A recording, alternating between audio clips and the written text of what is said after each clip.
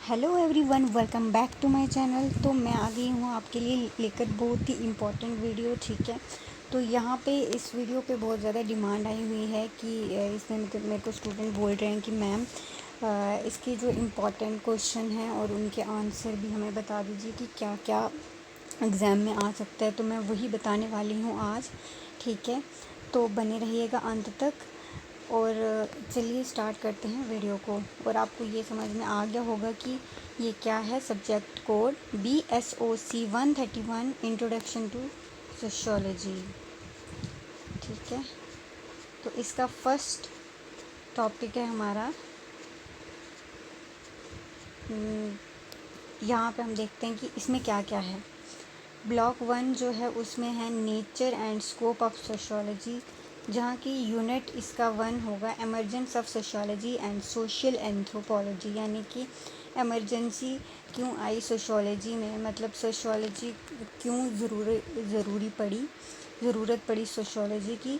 तो ये चीज़ है इसमें। और एंथ्रोपोलॉजी जो कि ह्यूमन बीइंग के साथ रिलेटेड करती है। प्लस इसमें है ब्लॉक 2 में आपको देखने को मिलेगा relationship of sociology with other social sciences. तो यहाँ पे ब्लॉक 2 में होगा relationship of sociology with anthropology. और यूनिट 3 में होगा relationship of sociology with psychology, यानी कि साइकोलॉजी के साथ उसकी रिलेशनशिप है। Relationship of sociology with history, यानी कि 4th यूनिट में होगा। यूनिट 5 में होगा relationship of sociology with economics, यानी कि उसके साथ भी इसकी रिलेशनशिप।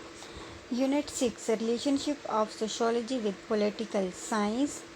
और उसके बाद ब्लॉक 3 अगर देखेंगे तो वहाँ पे है बेसिक कॉन्सेप्ट, यानी कि यूनिट 7 होगा कल्चर एंड सोसाइटी। यानी कि कल्चर और सोसाइटी आपको यहाँ पे समझ में आ रहा होगा। कल्चर क्या होता है, यानी कि रीति रिवाज। ठीक है, ट्रेडिशंस, मतलब हमारे देश में क्या क्या है वो चीज़ें इसमें पूछी गई। और सोसाइटी क्या होती है ये आपको इसमें आएगा। फिर है social group and community.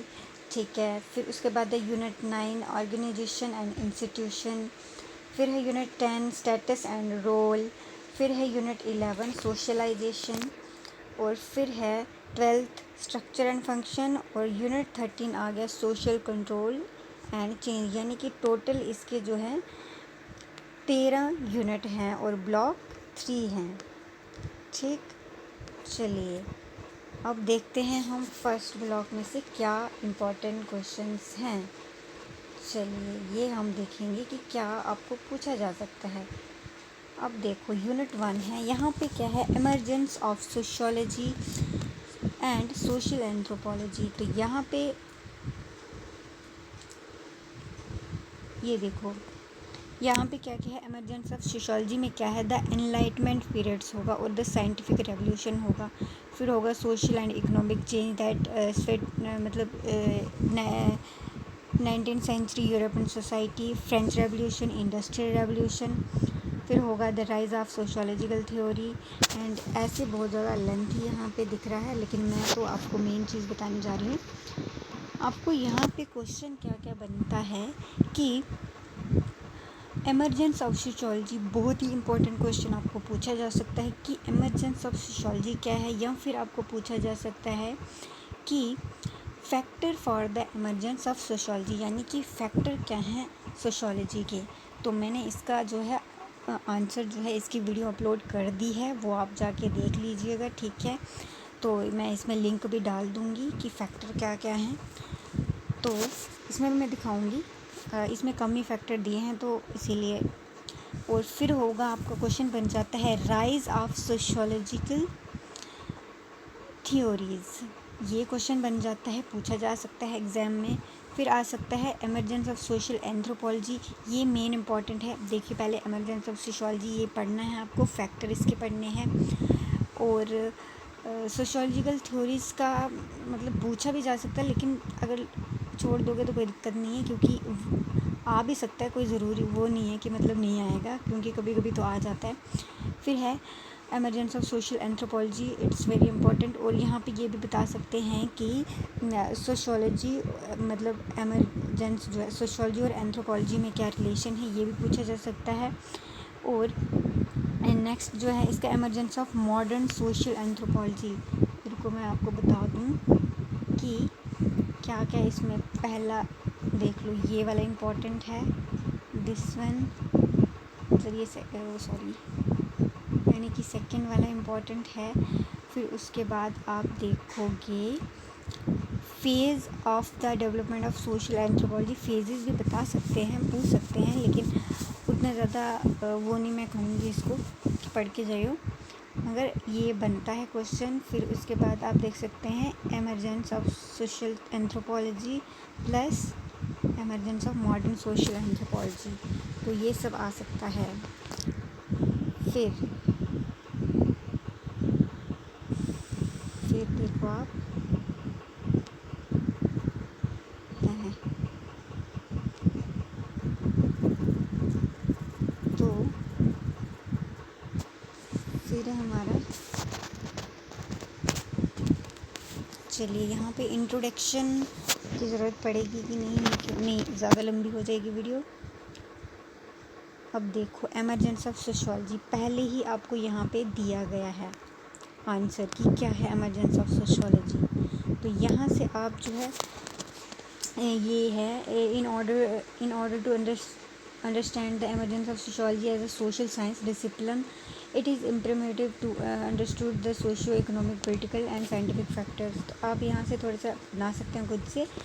Western, रुको यहाँ से बना सकते हैं, western Europe in the 19th century witness rapid and profound changes. ठीक है, this led to paradigm shift the understanding of society and also of the individual place. तो आप खुद के शब्दों में भी लिख सकते हैं कि क्यों ज़रूरत पड़ी। तो ये मेन इसका जो है इसलिए ज़रूरत पड़ी थी क्योंकि समाज को समझने के लिए जो है लोगों के बारे में जानने के लिए इसको इसको एमर्ज किया गया। ठीक है, और इसके जो है कहा जाए तो आप यहाँ पे ये भी लिख सकते हो कि जो इसके फादर हैं वो हैं अगस्त काम्टे जी सोशियोलॉजी के। अगर पूछा मतलब आप वहाँ पे बनाने के लिए ना खुद से, तो ये भी आप लिख सकते हो उसमें।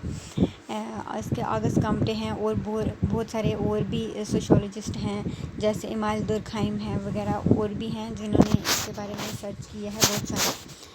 तो यहाँ से थोड़ा बहुत बनाइए आप। फिर उसके बाद देखिए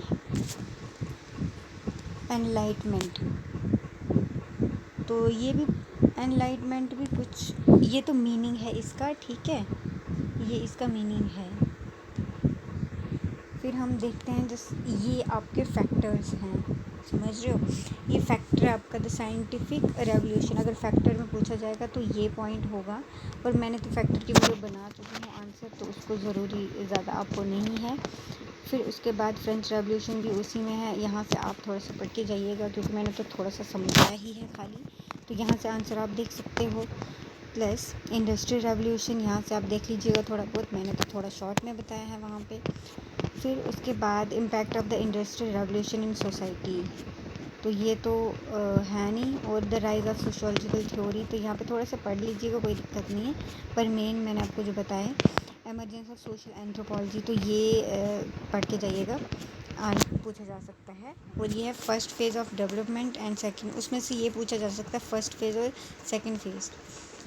तो ये है मॉडर्न सोशल एंथ्रोपोलॉजी, तो इसमें के बारे में आपको मतलब पूछा जा सकता है। फिर है, इसको हम ज़्यादा नहीं देखेंगे, ठीक है।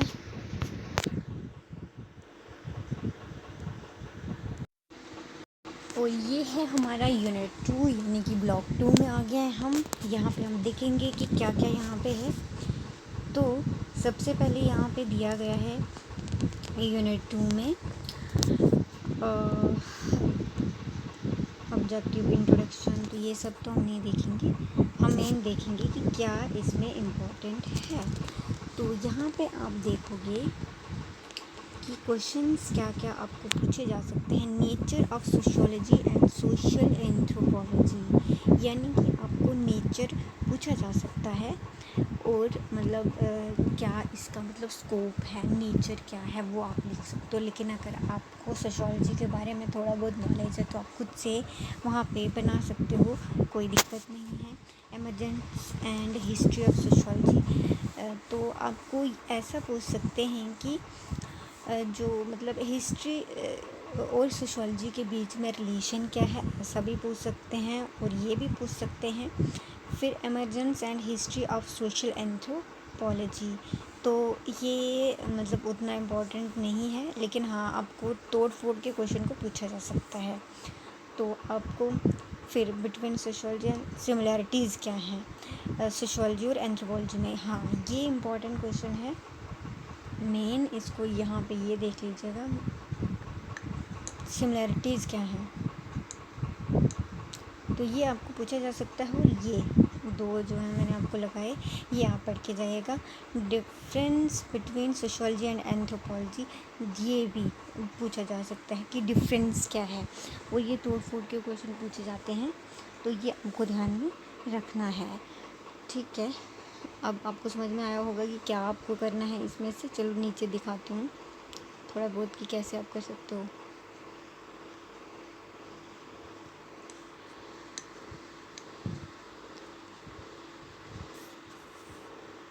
इंट्रोडक्शन हम नहीं पढ़ेंगे क्योंकि बहुत लंबी वीडियो हो जाएगी। Nature of sociology and social anthropology, यहाँ से आप थोड़ा बहुत बना सकते हैं, या फिर आप गूगल में जाइए, वहाँ पे आपको थोड़ा सा डेफिनेशन वगैरह बता देते हैं, तो वहाँ से भी देख सकते हैं। एमरजेंस एंड हिस्ट्री ये हम नहीं देखेंगे, मेरे को सिर्फ इतना ही बताना है कि क्या इम्पोर्टेंट है टॉपिक्स, तो यहाँ से आप पढ़ सकते हैं। Emergence and history of social anthropology ये भी नहीं है। सिमिलैरिटीज़ क्या है, sociology is very close to social culture, socio culture anthropology में, यानी कि सोशोलॉजी जो है बहुत ही ज़्यादा क्लोज है इसके एंथ्रोपोलॉजी के। ठीक है, the relationship between the two is so close that is the contemporary time the difference has become very bleak. There are many anthropologists have opened the close relationship between sociology and anthropology, particularly socio-culture anthropology। तो ये अगर मैं पढ़ने लगी तो यहाँ पे हमें वीडियो लंबी हो जाएगी, तो यहाँ पे आपको आंसर्स मिल जाएंगे। फिर है डिफरेंस, इसका ये पढ़ के जाइएगा।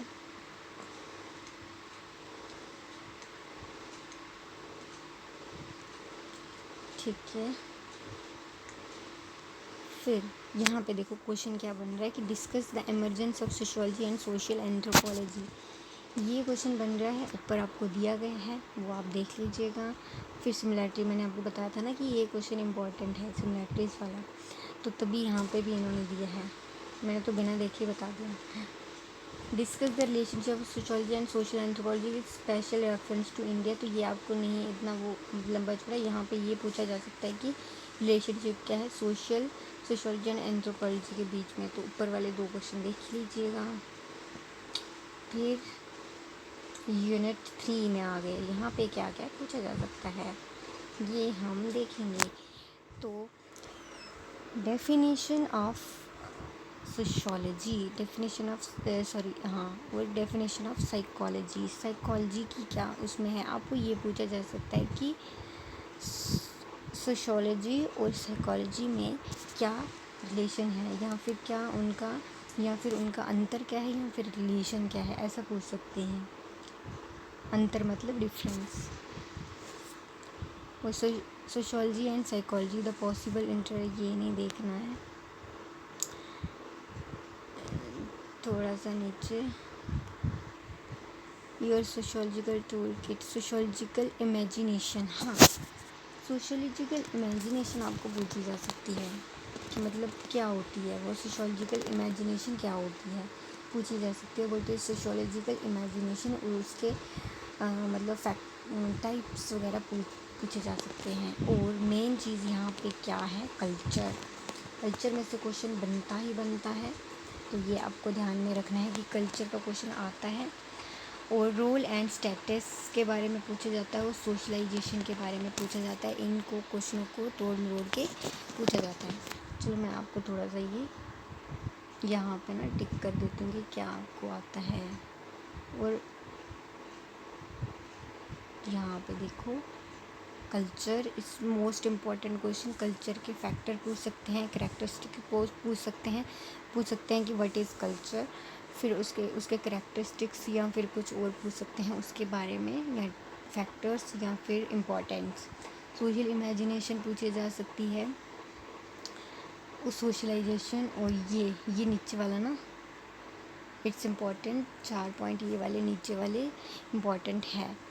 और डिफाइनिंग सोशल साइकोलॉजी, यानी कि साइकोलॉजी को पूछा जा सकता है, और स्कोप ऑफ सोशल साइकोलॉजी, ये तो पता नहीं, इतना नहीं पूछेंगे, पर अगर किस्मत ख़राब हुई तो कुछ भी आ सकता है।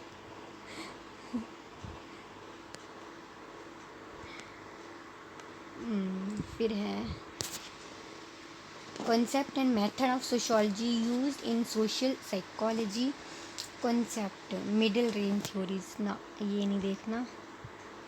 Perspective in sociological social psychology, तो ये सिम्बॉलिकल, ये social structure and personality. Social structure पूछा जा सकता है, सोशल स्ट्रक्चर, और उसमें कुछ और ऐड ऑन करेंगे, मतलब दूसरा क्वेश्चन का लेके। ग्रुप प्रोसेस पूछा जा सकता है, ठीक है। और ग्रुप में मतलब प्राइमरी ग्रुप, सेकेंडरी ग्रुप, ये सब पूछे जा सकते हैं, क्वेश्चन पेपर में आया हुआ है। यहाँ पे क्या है, डिफाइन सोशोलॉजी एंड साइकोलॉजी, ये पूछा जा सकता है, ठीक है। Explain the major concern of sociology and psychology. Describe the relationship between sociology and psychology, हाँ मैंने ये बताया था आपको, ये वाले question. Define sociology and psychology, ये भी पूछा जा सकता है, ये भी पूछा जा सकता है। डिस्क्राइब द रिलेशन बिटवीन और एक्सप्लेन हाउ द कंसेप्ट, नहीं ये तीसरा वाला रहने दो, इसको नहीं देखना इतना बड़ा। फिर है सेकंड वाला ये, ठीक है, सेकंड पे है ये, चल ही नहीं रहा सही से। फिर है to track the inter social psychology, नहीं ये नहीं देखना। फिर है to understand the concept and method of psychology use social, नहीं ये आपको 2 क्वेश्चन जो मैंने बताए उसमें से। और कल्चर का मैंने ऊपर ही बता दिया हुआ है, बहुत इम्पोर्टेंट। इंट्रोडक्शन इसके आप देख लो। Definition of sociology, hi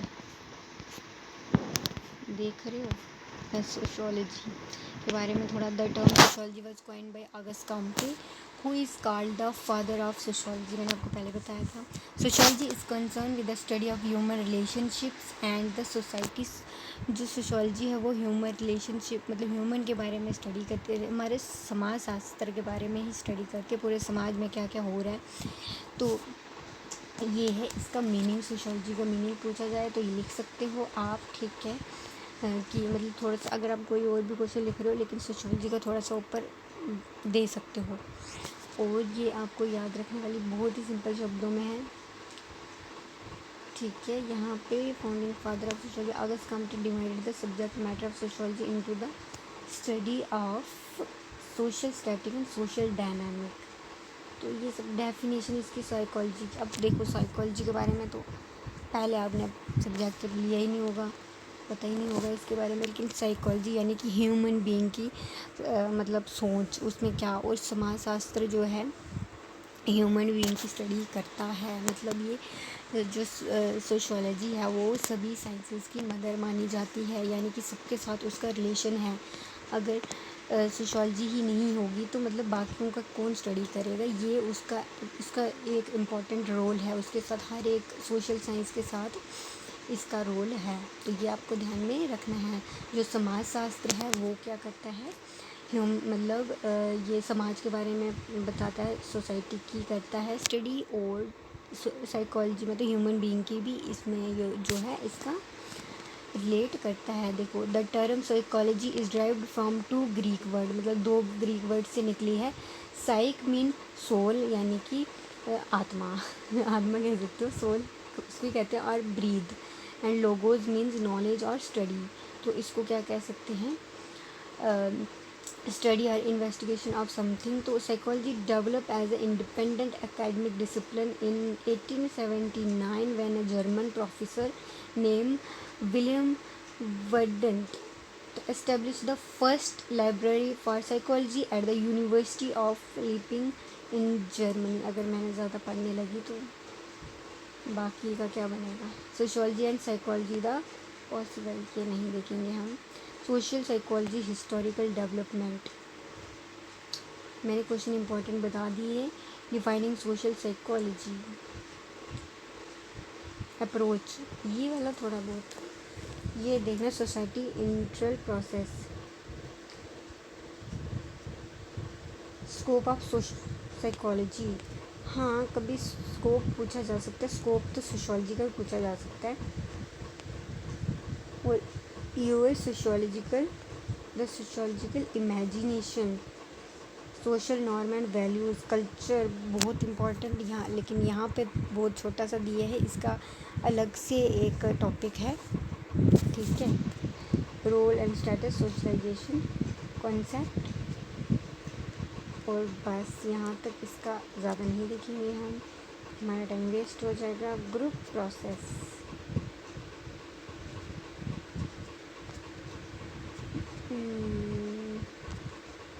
objective for search in social psychology, तो ये पॉइंट्स जो होते हैं ना, ये थोड़े से याद रखा करो। चलो यूनिट 4 में जा चुके हैं हम। Relationship of sociology with history, यानी कि यहाँ पे हिस्ट्री के साथ जुड़ा हुआ है ये चीज़। यहाँ पे क्वेश्चन आपका बनेगा क्या,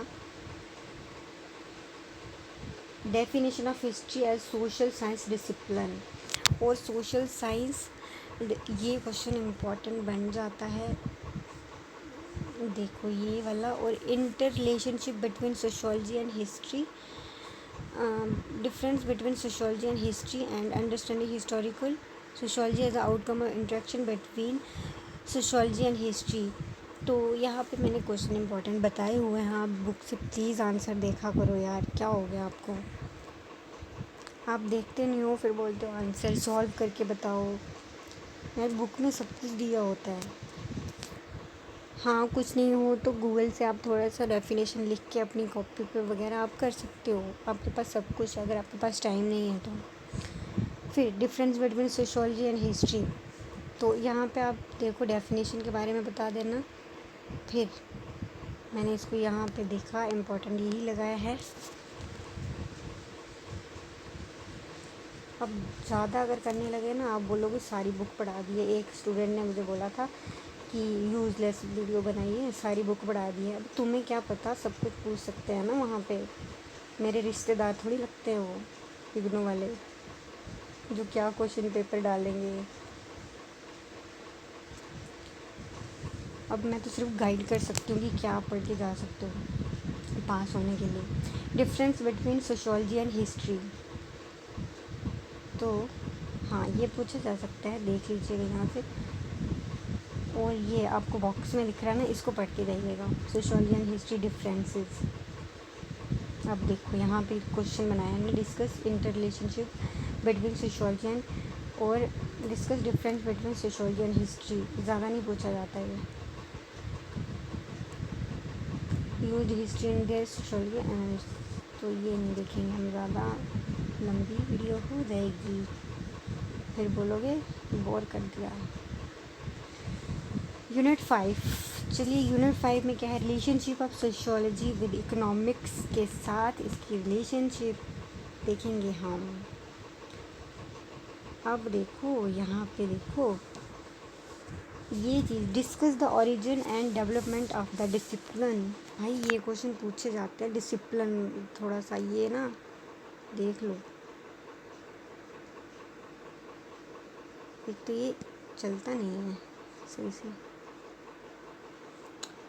ओ भाई साहब, ये डिस्क्राइब इट्स सब्जेक्ट मैटर, हाँ ये भी पूछा जाता है। Understand the reciprocal relationship between sociology and economics and analyze common issue concerning both sociology and economic, मतलब कुछ भी थोड़ा बहुत पूछ लेंगे, लेकिन हर एक को 5 क्वेश्चन आपको लिखने होते हैं, और 400 वर्ड या 500 वर्ड का पूछा जाएगा। और मेन चीज़ ये है कि आपको ना ध्यान में थोड़े थोड़े टॉपिक लिखे हो, मतलब पढ़े होंगे ना, तो आप खुद से बना सकते हो यार, कुछ छोड़ के नहीं आना है। ये इसके करैक्टरिस्टिक्स हैं सोशोलॉजी के। Definition, economics, difference between sociology and economics, तो मैंने इंपॉर्टेंट क्वेश्चन बता रखे हैं। यहाँ पे आपको मैं ये बता रही हूँ कि क्या पढ़ के जाओगे, तो ये उतना ज़्यादा इम्पोर्टेंट नहीं है। जो इम्पोर्टेंट था मैं बताया, पास होने के लिए उतना काफ़ी है। 5 क्वेश्चन ही तो करने होते हैं आपको। Common issue concern both sociology and economics, child labour, यार इतना तो आपको inequality, economic inequality, social inequality, ये इसके ना वो हैं कॉमन इश्यूज, मतलब क्या क्या हैं, तो ये तो आपको थोड़ा बहुत तो पता ही है यार। ऐसा तो नहीं है कि कोई किसी को बिल्कुल भी नहीं आता होगा, ऐसे ही थोड़ी पहुंच गए यहाँ पे। तो unit 6 relationship of sociology with political science, यानी कि पॉलिटिकल साइंस के साथ भी इसका रिलेशन है, मतलब हर साइंस के हर एक के साथ इसका रिलेशन तो है ही। क्वेश्चन इंपॉर्टेंट देखते हैं। Definition of political science and its relationship with sociology, understanding political sociology as a burgeoning subfield of sociology, concept used in the field of political sociology। अब देखो यहाँ पे कुछ ज़्यादा इम्पोर्टेंट लग नहीं रहा है, तो यहाँ पहला वाला आप देख लीजिएगा, लेकिन मैंने इम्पोर्टेंट चीज़ बताई हुई है, पहले से आपको क्वेश्चन भी बताए हैं, ठीक है, यहाँ तक। उसके बाद हम देखेंगे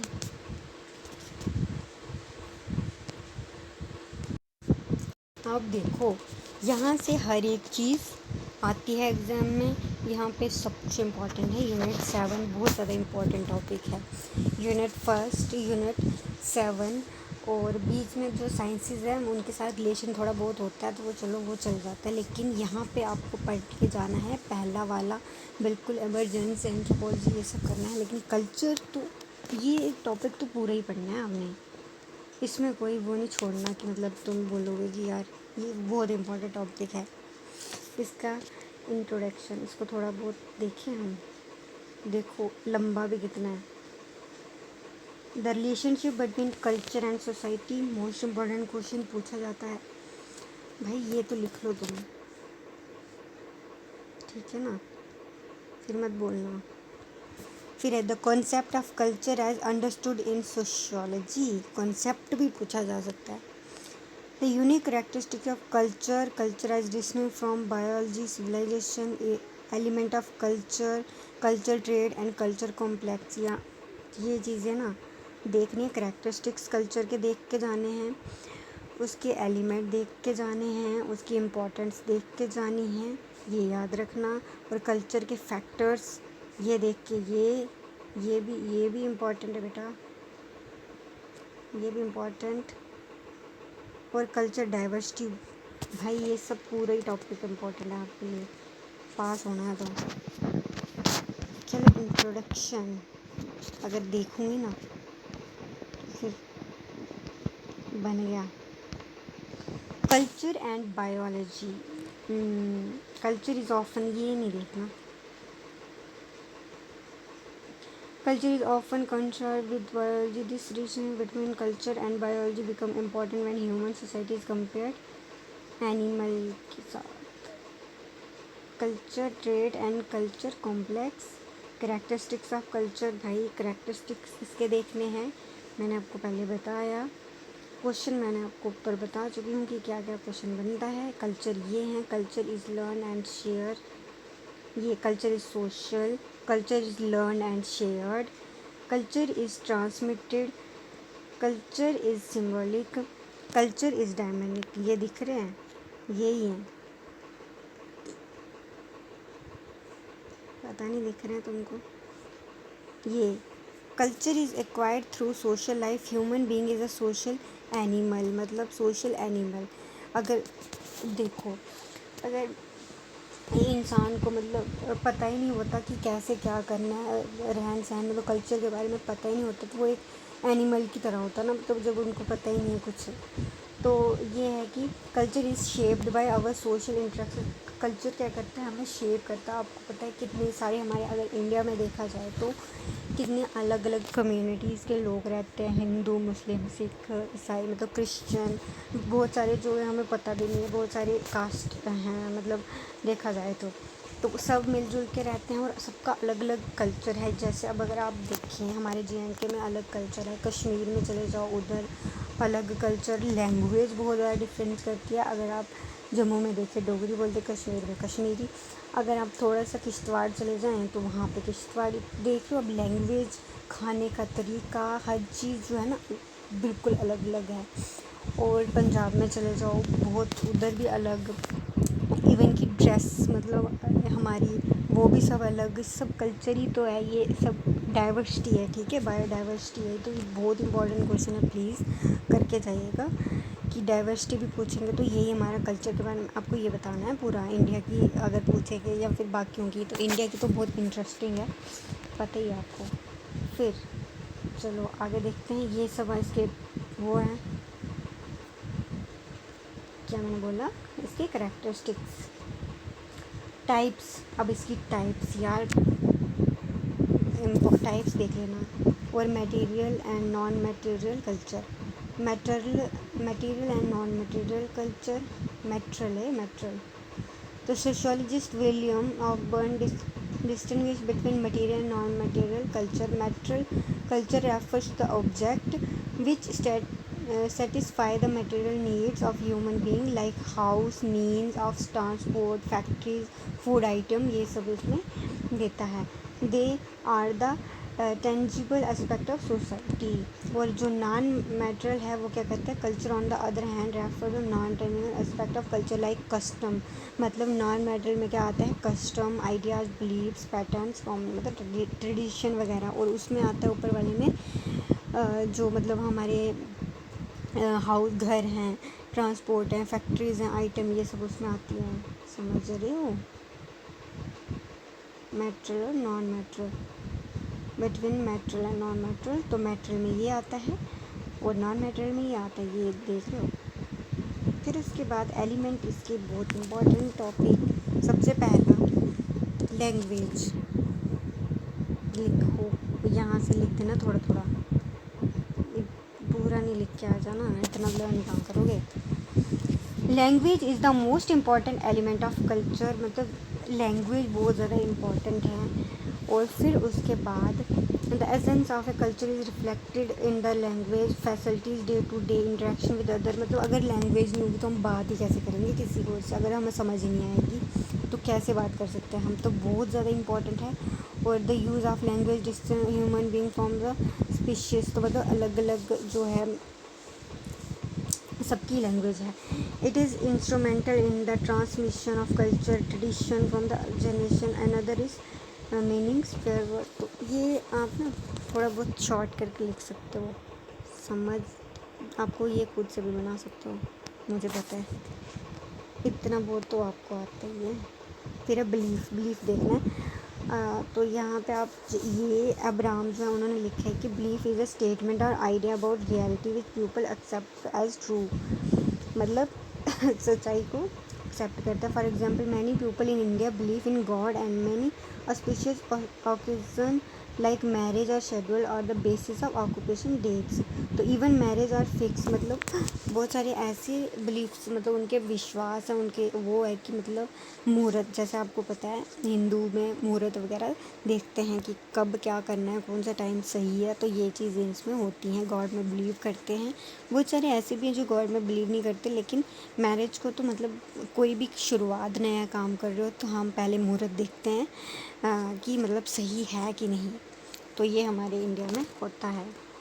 नॉर्मल्स जो है, normals are the prescribed rule of society which guide the behaviour of the member of a society. तो नॉर्मल्स क्या करता है, बिहेवियर वो मतलब गाइड करता है सोसाइटी में किस तरह से रहना है। तो अगर मैं ज़्यादा समझाने लगी तो यहाँ पे नहीं बना सकते, फिर आप देख लीजिए। फिर है सेकंड वैल्यूज़ देखने हैं। फिर आपको सेक्शन देखने हैं। चलो ये आपके वो आगे फैक्टर, कल्चर एंड सिविलाइजेशन, ये पूछा जा सकता है। अब ये पूरा ही इम्पोर्टेंट है, मैंने आपको बताया, ये इसमें सब कुछ पढ़ के जाना, इसमें कुछ नहीं छोड़ना। असेमिलेशन पूछा जाता है और इसमें ना ये भी पूछा जाता है एक्यूटोरेशन, तो मतलब culture diffusion bring with the question. मतलब ये पता क्या करना, आप थोड़ा थोड़ा पढ़ के जाना इसकी। जैसे व्हाट इज़ मतलब असेमिलेशन पूछा जाएगा तो फिर उसमें आपको कुछ और क्वेश्चन का वो डाल दिया जाएगा, फैक्टर बताओ या फिर किसी और के साथ रिलेशन दे दो, लेकिन ऐसे पूछा जाता है। कल्चर डाइवर्सिटी यार बहुत ज़्यादा इम्पोर्टेंट है, पढ़ के जाइएगा, मैंने आपको बताया भी कि क्या होती है। तो it's a very important topic for your exam. Culture diversity in India की भी पूछ सकते हैं। यूनिटी एंड इंटीग्रेशन, यार ये इसको किसी को नहीं छोड़ना है, बोलोगे फिर। सोशल ग्रुप एंड कम्युनिटी, अब वो वाला तो बहुत इम्पोर्टेंट था, उसमें से क्वेश्चन बनते हैं। 20 नंबर कहीं नहीं गया आपको टोटल।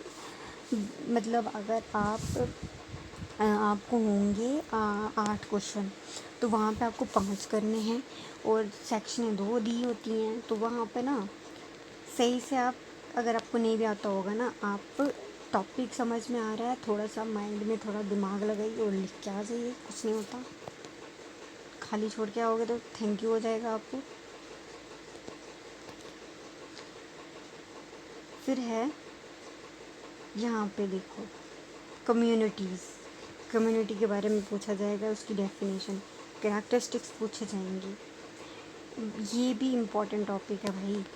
और community and association, definition of social group, मतलब ये 7th यूनिट और 8th यूनिट भाई तुमको करना ही करना है, पास हो। अगर तुम ना 7th यूनिट, 8th यूनिट और फर्स्ट जो है इमरजेंसी ऑफ सोशियोलॉजी के सारे वो जो मैंने इम्पोर्टेंट बताए कर लिए, तो तुम 100% पास। मैंने बताया आपको, बताइएगा ज़रूर फिर। To give a definition of community, to give a definition of community, to identify the basis and element of community, बहुत इंपॉर्टेंट है, आपको एलिमेंट पूछे जा सकते हैं। The explain the relation between community and association पूछा जा सकता है। भाई मैं टिक कर देती हूँ, तुम बोलोगे टिक नहीं किया, सब इम्पॉर्टेंट है भाई। डिस्कस करैक्टरिस्टिक्स, यस, ये टाइप्स पूछी जाएंगी, ग्रुप्स पूछे जाएंगे, ये इसको किसी को छोड़ना ही नहीं जब तुमने, तो 3 टॉपिक ये पढ़ने पड़ेंगे पास होने के लिए, और तुम पास समझो, तुम्हारा बेड़ा पार। कैरेक्टरिस्टिक्स ऑफ कम्युनिटी क्या क्या हैं? Definite territory, population, close social relationship, culture similarity, feeling, organize interaction define किया गया है। ये आपके कैरेक्टरिस्टिक्स हैं। Basis of community, locality, community sentiment, element of community sentiment, ये है आपके element. We feeling, role feeling, dependency feeling, ये इसका ही पॉइंट है। क्राइटेरिया ऑफ कम्युनिटी, आप ना गूगल में थोड़ा सा सर्च कर दीजिए, उसमें बता, बहुत सारे यूट्यूबर ने गूगल में बताया होता है आंसर्स। कम्युनिटी एंड एसोसिएशन, बहुत इंपॉर्टेंट क्वेश्चन, पढ़ के जाइएगा। Definition of social group, yes of course important है डेफिनेशन ऑफ सोशल ग्रुप, और पूछा जाता है सोशल ग्रुप भी क्या है, होता क्या है। Base of classification of groups, yes, primary group and secondary group, पहले बता चुकी हूँ, ये आता है क्वेश्चन, भूल मत जाना। और difference between primary and secondary group, यार ये पढ़ के जाइएगा बिल्कुल पूरा, आया था एग्ज़ाम में, और आपके इसमें भी है क्वेश्चन पेपर में। प्लीज़ हाँ, पास हो जाओगे बेटा। डिफरेंस बिटवीन प्राइमरी एंड, ये भी important, primary secondary relation in modern world, ये इसको छोड़ो, पूछ लिया तो कोई नहीं, आपने इतना कुछ तो पढ़ लिया। इन ग्रुप आउट ग्रुप पूछा जा सकता है। रेफरेंस ग्रुप, मैंने वो वाले vertical historical group, non institutional group. Institution भी बहुत इम्पोर्टेंट है। चलो आगे देखते हैं हम। अब हम आगे बढ़ते जा रहे हैं। Organization, oh it's important topic ये ना 7, 8, 9 और फर्स्ट, भाई इसको तुम पढ़ना ही पढ़ना है। 7th और 8th तो पढ़ना ही पढ़ना है, इसमें से भी क्वेश्चन बहुत सारे बनते हैं। अब देखो, ये देखो यहाँ पे हाँ, understanding the meaning of institution and organization. तो ये इम्पोर्टेंट क्वेश्चन है, आपको पूछा गया एग्जाम में। चलना है इसमें कि नहीं, पेन में। Understand the meaning of institution, मतलब आपको यहाँ पे क्वेश्चन पूछा जाएगा कि what is the meaning of institution and organization. यहाँ पे ना आपको after reading this unit you will be able to, मतलब तुम ये बता सकते हो, ये है ना। तो क्वेश्चन बता रही हूँ मैं आपको कि आप ये चीज़ इतना तो दिमाग लगा सकते हो। तो फिर difference between institution and organization, difference पूछा जा सकता है। Most important question, identified different kind of organization. तो ये भी देख लीजिएगा, लेकिन वो वाले देखने ये भी पूछा जा सकता है। टाइप्स इसकी पूछी जा सकती हैं और बिहेवियर। अब इंट्रोडक्शन, आगे बहुत लंबी वीडियो हो चुकी है, तो यहाँ पे मैंने आपको बता दिया कि क्या क्या आपको आ सकता है। तो मैं थोड़ा सा नीचे तक ही दिखाऊंगी आपको, क्योंकि अभी और भी है। टाइप्स इसकी, perspective of social institution, conflict perspective, inter organization, Max Weber का पूछा गया है। मैक्स वेबर का क्या है पॉइंट ऑफ व्यू, क्लासिफिकेशन। चलो नीचे नीचे नीचे, व्हाट इज़ इंस्टीट्यूशन, ये क्वेश्चन पूछा गया है। और what are the types of institution, यार इसको ना तुम रट लो, ये आएगा क्वेश्चन पेपर, तुम देख लो इसको। और ये भी नीचे वाले भी देख लेना। डिस्कस चर्च एंड एग्जाम्पल, यार कभी कभी पूछ लेते हैं और ये भी इम्पोर्टेंट है। अब देखो, अब बोलोगे सारी इम्पोर्टेंट है, पर कुछ टॉपिक तो मैंने बताया। आप जो स्टेटस एंड रोल का देखेंगे, हम स्टेटस पूछेंगे ज़्यादा, इसमें कोई वो नहीं है। यहाँ पे ज़्यादातर आपको explain the concept of status and its relation role, ये पूछा जा सकता है। और टाइप्स देख लीजिएगा। कॉन्सेप्ट मतलब तो पता होगा, तो आप उसमें भी लिख सकते हो। अप्रोचेस टू अंडरस्टैंडिंग रोल, ये पूछा जा सकता है, थर्ड वाला भी। और distant role, simple and complex, छोड़ो। Discuss the different dimension of role, हाँ ये पूछा गया है, लेकिन इसको क्वेश्चन को ना बना के पूछा है किसी और के साथ मिला के, तो ये आपको देखना है। कॉन्सेप्ट, अब देखो the concept of role, meaning पढ़ोगे ना सब कुछ आएगा। बेसिक जनरल, मैंने क्वेश्चन बताए हैं, आंसर भी यहाँ पे दिखा ही रही हूँ आपको तब से। अब भी पास नहीं हुए तो हो ही जाओगे, पता है मुझे। अब देखो किसको कॉपी करना है इसमें। सोशलाइजेशन बहुत लंबा है यार, ओ ये इम्पोर्टेंट है, वहाँ पे आप पहले भी देख चुके हो। टाइप्स ऑफ सोशलाइजेशन, तो यहाँ पे ना primary socialization, secondary socialization, gender socialization important है। और क्वेश्चन में ये देख लेना व्हाट इज़ सोशलाइजेशन, और वहाँ पे पूछ सकते हैं प्राइमरी सोशलाइजेशन क्या है, या फिर इसकी टाइप्स क्या है, डेफिनेशन पूछ सकते हैं, तो ये आपको देखना है। और पीयर ग्रुप, ये एजेंट ऑफ सोशलाइज, फैमिली के बारे में तो आपको पहले से आता है। फैमिली को क्वेश्चन पूछा जाता है कि व्हाट इज़ फैमिली, और उसके क्या क्या मतलब करैक्टरिस्टिक्स हैं या फिर टाइप्स हैं या फिर नहीं, हाँ यही पूछा जाएगा, इम्पोर्टेंस क्या है।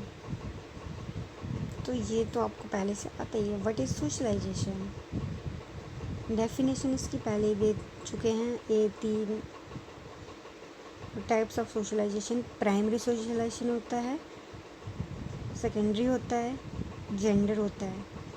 समझ में आया।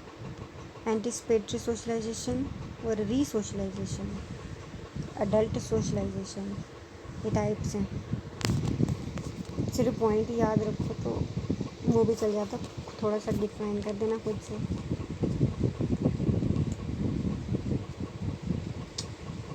फिर एजेंट नहीं देखना, फैमिली देखना, फैमिली आती है आपको, फैमिली होती है, फैमिली तो आपको पता है यार, फैमिली के बिना तो हम कुछ भी नहीं है।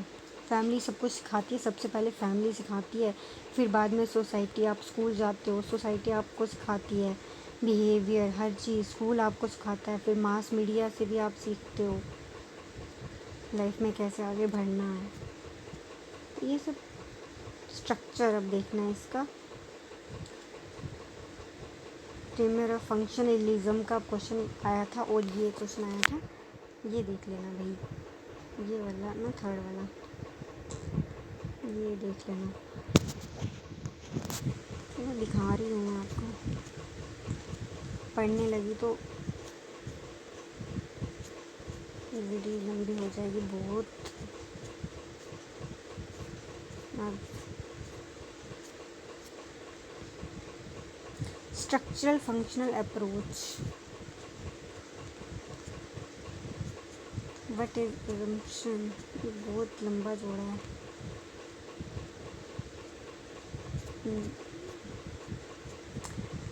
अब देखो यहाँ पे what are the assumption of Radcliffe Brown structure function approach, या ये क्वेश्चन पूछा गया है बस, और नीचे वाला भी देख लेना, पर मेन तो आपको वही करना है। अगर 3 यूनिट पढ़ लिए तो हो गया, 3 ही, 9th वाला भी, लेकिन पहला 7, 8, 9 बाकियों में से थोड़े थोड़े क्वेश्चन आते हैं उनमें से। तो अब सोशल चेंज भी बहुत ज़्यादा इम्पोर्टेंट टॉपिक है, ये सारे इम्पोर्टेंट है यार, क्वेश्चन तो बनाते ही हैं। Meaning and definition of social control, types इसकी बतानी है, ये पढ़ के जाना है। मतलब कॉन्सेप्ट और मीनिंग और सोशल चेंज क्या होता है, मतलब सोशल में जो चेंज हुआ, मतलब बहुत सारी चीज़ें, जैसे कोरोना वायरस आया तो उससे कितना सारा चेंज हो गया हमारे सोशल में, यही तो है। और टाइप्स इसकी, formal control, informal control, agencies of social control, control by law, control by education, मतलब इसको कंट्रोल कैसे, एजेंसीज ऑफ सोशल कंट्रोल कैसे कर सकते हैं। कंट्रोल बाय जो लॉ है, बहुत सारी चीज़ें उस पर चेंज हो सकती हैं। कंट्रोल बाय एजुकेशन से हम कर सकते हैं। कंट्रोल बाय पब्लिक ओपिनियन, मतलब उससे, और कंट्रोल बाय प्रोपेगेंडा, मतलब कौन क्या चाहता है उनकी इच्छाएं जान सकते हैं। और ये सब कस्टम से, रिलीजन से कंट्रोल कर सकते हैं सोशल में, मतलब कंट्रोल अगर करना है तो कितना इम्पोर्टेंट है टॉपिक, देखो तुम। कॉन्फ्लिक्ट यानी कि लड़ाई, फैक्टर ऑफ सोशल चेंज बहुत important, biological factor, geographical factor, technological factor, socio culture factor. It's important question, you can read it.